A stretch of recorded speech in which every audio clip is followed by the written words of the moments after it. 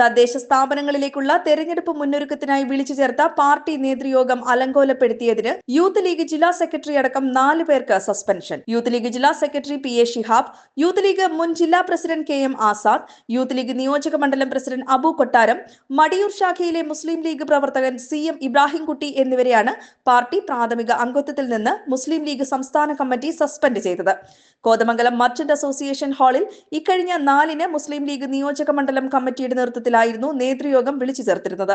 നിയോജക മണ്ഡലം, പഞ്ചായത്ത് തലത്തിലുള്ള മുന്നൊരുക്കം ശില്പശാല, പാർട്ടി പത്രത്തിന്റെ പ്രചരണ ക്യാമ്പയിൻ തുടങ്ങിയ പ്രവർത്തനങ്ങൾ വിജയിപ്പിക്കുന്നതിന് വേണ്ടി വിളിച്ചു ചേർത്ത നേതൃയോഗത്തിൽ മുസ്ലിം ലീഗ് പഞ്ചായത്ത് ശാഖ ഭാരവാഹികൾ, ജനപ്രതിനിധികൾ എന്നിവരായിരുന്നു പങ്കെടുത്തത്.